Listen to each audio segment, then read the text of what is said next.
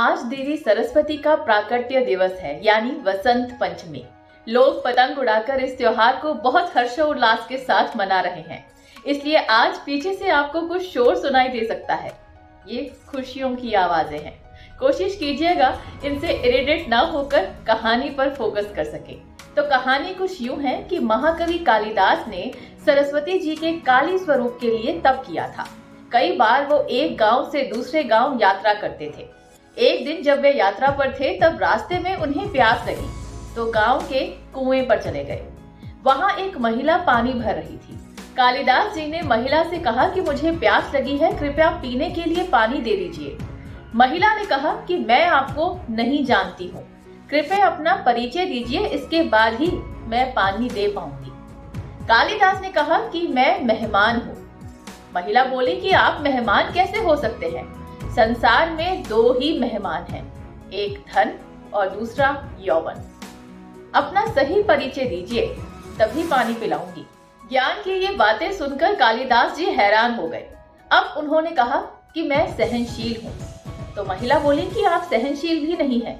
इस संसार में सिर्फ दो ही सहनशील हैं, एक ये धरती जो पापी और पुण्यात्माओं का बोझ उठाती है, हमें खाने के लिए अनाज देती है। दूसरे सहनशील हैं ये पेड़ जो पत्थर मारने पर भी फल ही देते हैं। कालिदास जी ने फिर कहा कि मैं हठी हूँ। महिला बोली कि आप फिर झूठ बोल रहे हैं। हठी भी दो ही हैं, एक हमारे नाखून और दूसरे बाल। इन्हें बार बार काटने पर भी फिर से बढ़ जाते हैं।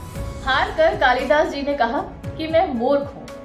इस पर महिला ने कहा, मूर्ख भी दो ही हैं, एक वो राजा जो बिना योग्यता के भी दूसरों पर राज करना चाहता है और दूसरे दरबारी जो राजा को खुश करने के लिए गलत बात पर भी झूठी प्रशंसा करते हैं। अब कालिदास जी उस महिला के चरणों में गिर पड़े और पानी की याचना करने लगे। तभी महिला ने कहा, उठो वत्स।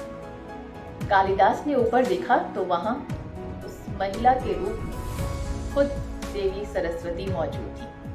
माँ सरस्वती ने कालिदास जी से कहा कि शिक्षा से ज्ञान मिलता है, ना कि घमंड। तुम्हें अपने ज्ञान का घमंड हो गया था, इसलिए तुम्हारा घमंड तोड़ने के लिए मुझे ये सब करना पड़ा। कालिदास तब समझ गए कि उन्होंने क्या गलत किया था। उन्होंने देवी से क्षमा याचना की और माँ सरस्वती प्रसन्न होकर अंतर्ध्यान हो गई। कालिदास जी पानी पीकर आगे बढ़ गए और उसके बाद उन्होंने कभी भी अपने ज्ञान पर घमंड नहीं किया।